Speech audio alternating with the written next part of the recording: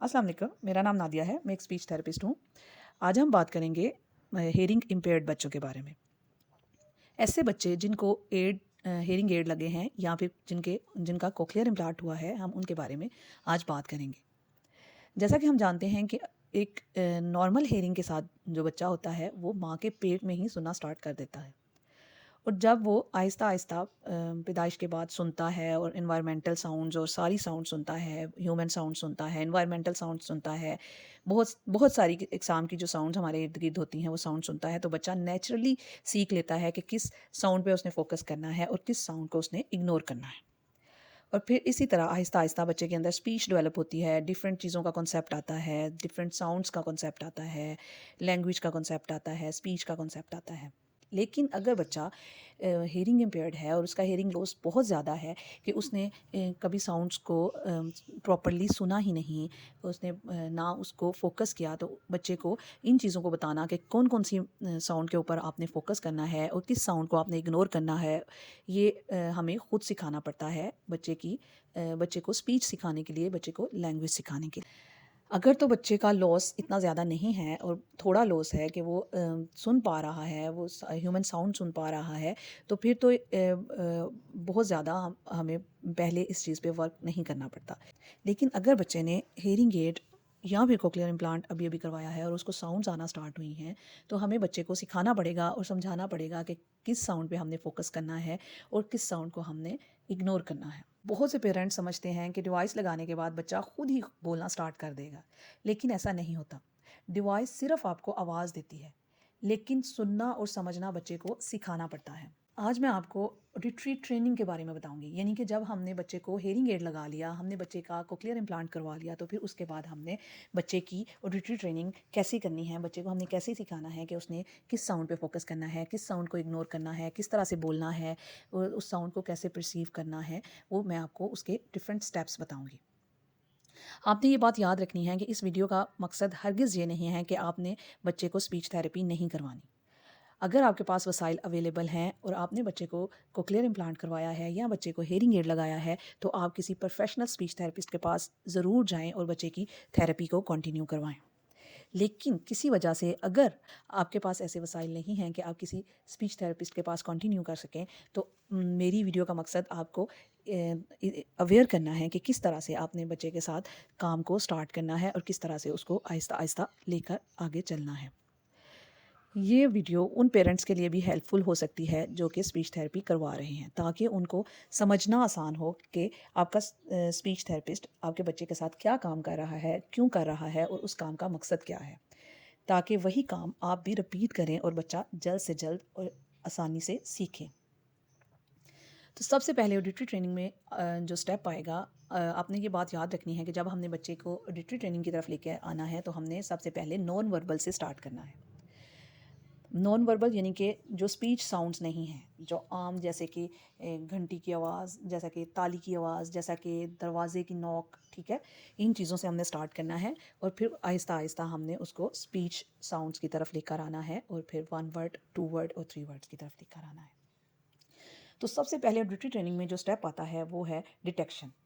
Detection का क्या मतलब है कि साउंड अवेयरनेस, यानी कि साउंड मौजूद है या नहीं, ये बच्चे को बताना।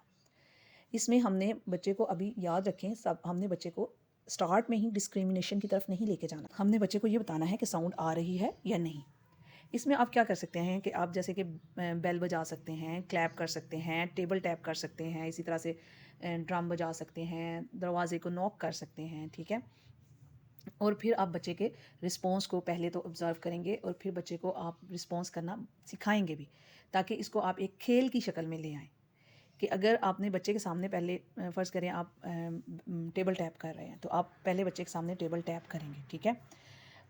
आपने मसलसल करते नहीं जाना। आपने एक दफ़ा टेबल टैप किया, आपने कुछ देर के लिए खामोशी रखी और फिर उसके बाद आपने कुछ देर बाद दोबारा टेबल टैप किया और फिर बच्चे से करवाया और फिर बच्चा उसको सुनेगा, ठीक है। तो आप क्या कर सकते हैं कि आप कोई ब्लॉक वगैरह रख सकते हैं बच्चे के पास, कि जैसे ही आवाज़ आए वो ब्लॉक पकड़ के बच्चा टोकरी में डाल दे कि उसे आवाज़ आई है। जब वो बच्चा सीखेगा कि ये आवाज़ आएगी और मैंने ब्लॉक अंदर डालना है, तो फिर आपने मतलब या तो आप ब्लॉक डलवा सकते हैं या बच्चा हाथ उठा ले, या फिर लाइट ऑन कर ले, लाइट ऑफ कर ले। इस तरह से आप कुछ भी बच्चे के साथ इसको खेल की शक्ल में लेके आ सकते हैं। अगर बच्चा वर्बल है, कुछ थोड़ा बहुत बोलता है, तो वो मुंह से भी बोल सकता है कि जैसे आ रही है, साउंड आ रही है, यस, मतलब वो मुंह से भी आपको बता सकता है। लेकिन अगर बच्चा नॉन वर्बल है, अभी बिल्कुल नहीं बोलता, किसी किस्म की साउंड नहीं निकालता, तो आप बच्चे को खेल में बताएंगे कि वो ब्लॉक को पकड़ के टोकरी में रख दे, ठीक है।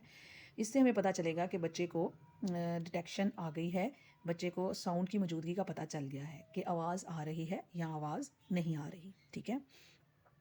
आपने ये बात याद रखनी है कि आपने बहुत तेज़ी में काम नहीं करना, ये एक दिन का काम नहीं है, ये बात आपने याद रखनी है। अपने बच्चे के साथ ये काम तब तक करना है जब तक कि वो स्टेप वाइज पूरे अच्छे तरीके से एक स्टेप को नहीं कर लेता, तब तक हम अगले स्टेप की तरफ मूव नहीं करेंगे। नंबर 2 स्टेप है लोकलाइजेशन। इसमें हमने क्या देखना है कि आवाज़ किधर से आ रही है। बच्चे ने जब आवाज़ की मौजूदगी का बच्चे को पता चल गया, तो अब हमने बच्चे को ये सिखाना है कि आवाज़ आ किधर से रही है।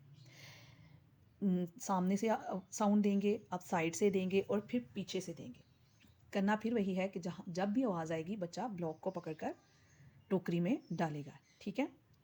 और उस तरफ पॉइंट भी कर सकता है कि आवाज़ इधर से आ रही है, इधर से आ रही है। उसको साथ हम सिखाएंगे कि इस तरह से आपने पॉइंट करना है, ठीक है, पीछे से, सामने से, आगे से, ठीक है। अब इसके बाद डिस्क्रिमिनेशन आ जाएगा, यानी कि दो आवाज़ों में फ़र्क। अब बच्चा दो आवाज़ों में फ़र्क करेगा, जैसा कि बेल या क्लैप की आवाज़, जैसा कि ड्रम या बेल की आवाज़। अब इसमें एक्टिविटी क्या करेंगे, आप बच्चे को दो तरह के ब्लॉक्स दे दें। डिफरेंट कलर्स के भी हो सकते हैं, डिफरेंट साइजेस के भी हो सकते हैं, या डिफरेंट शेप्स के भी हो सकते हैं। हम अगर कलर्स डिफरेंट कलर्स में लेते हैं, तो आप ऐसा कर सकते हैं कि आप बच्चे को कहें कि जब बेल की आवाज़ आए तो वो रेड कलर अंदर डाले, और जब क्लैप की आवाज़ आए तो वो ब्लू कलर अंदर डाले। अभी वो इन दोनों साउंड्स को ये याद रखें कि इस वाले स्टेप में बच्चा सिर्फ डिस्क्रिमिनेट कर रहा है, अभी पहचान नहीं रहा कि बेल की आवाज़ है या क्लैप की आवाज़ है। अभी सिर्फ डिस्क्रिमिनेट कर रहा है, यानी कि उन दोनों आवाज़ों में को देख रहा है कि ये दोनों आवाज़ें मुख्तलिफ हैं। इसके बाद नेक्स्ट स्टेप आएगा आइडेंटिफिकेशन। आइडेंटिफिकेशन में उसने पहचान करनी है कि किस चीज़ की आवाज़ है। जैसा कि अगर बेल है तो वो बेल पकड़े। अब दो एक जैसी चीज़ें ले सकते हैं, अगर बेल है तो वो बेल को पकड़े, अगर क्लैप है तो वो क्लैप करके दिखाए, ठीक है। तो ये आइडेंटिफिकेशन हो जाएगी कि उसको पता चल रहा है कि किस चीज़ की आवाज़ है, ठीक है। ये बात आपने याद रखनी है कि जब आप आइडेंटिफिकेशन और डिस्क्रिमिनेशन स्टेप पे हैं, तो आपने बच्चे को के पीछे से या बच्चे के साइड से, जहाँ से बच्चे को नज़र नहीं आ रहा, वहाँ से आपने साउंड करनी है, ताकि बच्चा अच्छे तरीके से आइडेंटिफिकेशन कर सके। जब आप इन स्टेप्स तक पहुंच चुके होंगे नॉन वर्बल, ये हम पहले नॉन वर्बल कर रहे हैं, इसी तरह ये स्टेप्स जब बच्चा नॉन वर्बल पे आइडेंटिफिकेशन तक आ जाता है, तो फिर हम बच्चे को वर्बल की तरफ लेकर आते हैं। इसी तरह से हम बच्चे को पहले वॉवल साउंड करवाएंगे, आ, ई, ओ। इन्हीं स्टेप्स के मुताबिक हम वर्बल को पे भी काम करेंगे। सबसे पहले डिटेक्शन, उसके बाद लोकलाइजेशन, उसके बाद डिस्क्रिमिनेशन, उसके बाद आइडेंटिफिकेशन। पहले आप स्पीच वॉवल साउंड स्टार्ट करेंगे, आ, ई, ओ, ठीक है। उसके बाद आप कॉन्सोनेंट साउंड्स पे जाएंगे, मा, ब, प, ट, ड। इसमें भी आप डिफरेंट एक्टिविटीज़ कर सकते हैं, जैसे कि अगर आ साउंड है तो वो कोई लाइन लगा सकता है, सीधी लाइन लगा सकता है, आप उसको पहले एसोसिएट करवाएंगे। इसी तरह ओ है तो गोल लाइन लगाएगा, इसी तरह जिग जैग लगाएगा। इसी तरह माँ है तो माँ से मामा की पिक्चर के पास वो फिंगर कर सकता है। पा है तो पापा, ठीक है। इसी तरह से हम दा है तो दादा, ठीक है। तो ये हम इसी तरह से ये वर्बल साउंड्स के ऊपर हम काम स्टार्ट करेंगे। जब बच्चा बहुत अच्छे तरीके से वर्बल साउंड्स को, वॉवल साउंड और कॉन्सोनेंट साउंड्स पे आपने बहुत अच्छे तरीके से बच्चे के साथ काम कर लिया है, बच्चे को उनकी आइडेंटिफिकेशन हो गई है, तो फिर हम मूव करेंगे वर्ड्स पे, ठीक है, वन वर्ड पे, ठीक है। वर्ड की आइडेंटिफिकेशन करवाएंगे, ठीक है। इसमें हम क्या करेंगे, मामा, बाबा, जो भी आपने साउंड सिखाया है, जैसे आ है तो आ से आम, ठीक है। हम इसको वन वर्ड लेवल पे ले आएंगे और नाउन्स सिखाएंगे, चीज़ों के नाम सिखाएंगे, जैसे कि पानी, कार, जूता, बुक, मामा, बाबा। पिक्चर के ऊपर वो पॉइंट करेगा और फिर नाम बताएंगे, आप उस पिक्चर का नाम बताएंगे और फिर वो बच्चा आपको, आप पीछे से अगर आप बोलती हैं तो वो पॉइंट भी करेगा, फिर उसके बाद आप उसको पिक्चर दिखाएं तो उसका नाम बोले, ठीक है। इसी तरह फिर हम 2 वर्ड फ्रेजेस की तरफ लेके जाएंगे बच्चे को, और फिर आहिस्ता आहिस्ता जो है 3 वर्ड्स फ्रेजेस की तरफ लेकर जाएंगे। बच्चे को इंस्ट्रक्शन सिखाएंगे, आओ, जाओ, बैठो, उठो, दो, लो, वही एक्शन वर्ड्स बच्चे को सिखाएंगे, ठीक है। दरवाज़ा बंद करो, बॉल उठाओ, ठीक है।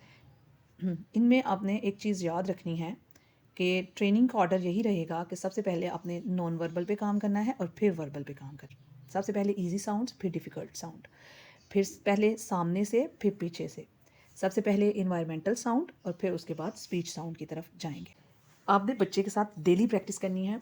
जैसा कि मैंने आपको पहले भी बताया है कि आपने जल्दी नहीं करनी, ये सारे काम आहिस्ता आहिस्ता बच्चे को सिखाए जाएंगे और बच्चा आहिस्ता आहिस्ता इस चीज़ को सीखेगा। अगर आप बच्चे के साथ बहुत जल्दी करेंगे तो बच्चे के ऊपर बर्डन बढ़ेगा और बच्चा ऑलरेडी जो अपनी एड की वजह से तंग हो रहा होता है, इरिटेट हो रहा होता है, वो मज़ीद इरिटेट होगा और उसका सीखने का प्रोसेस स्लो हो जाएगा। बच्चा एंजाइटी में, डिप्रेशन में जा सकता है।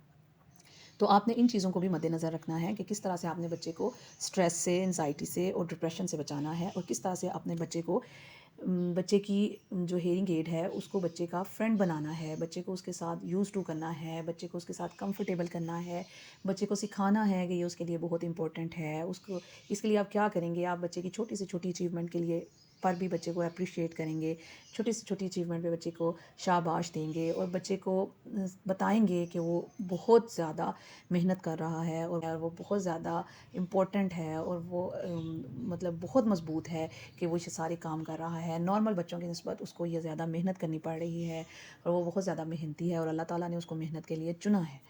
ये माँ बाप ने बच्चे को बताना होता है कि बजाय ये कि अगर बच्चे के अंदर किसी किस्म की कोई इम्पेयरमेंट है, कोई मसला है, तो बजाय ये कि आप बच्चे को उस मसले को बच्चे की नज़र में टेंशन बनाएं, आप उस मसले को बच्चे की नज़र में बच्चे की मजबूती बनाएं। बच्चे को बताएं कि आप स्ट्रॉन्ग हो बाकी बच्चों से, इसीलिए आप ये कर पा रहे हो, आप स्ट्रॉन्ग हो इसीलिए आप मेहनत करते हो, अल्लाह ताला ने आपको मेहनत करने के लिए चुना है और आप ये कर सकते हो, इसीलिए अल्लाह ताला ने आपको चुना है।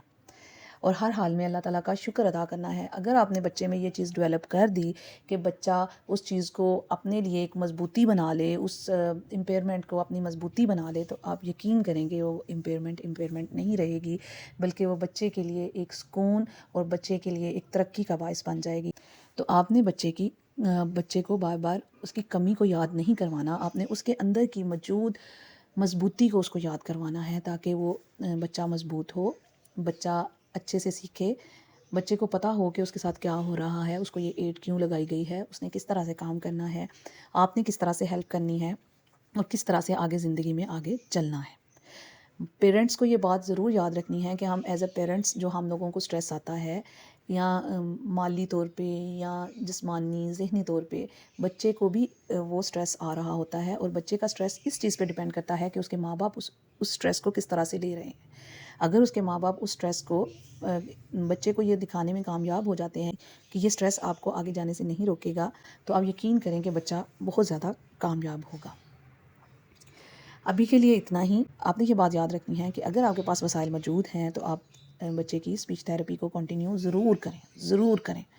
लेकिन अगर किसी वजह से आप नहीं कर पाते तो आपने खुद मेहनत को नहीं छोड़ना और बच्चे पे बहुत मेहनत करनी है, क्योंकि मेहनत का फल ज़रूर मिलता है।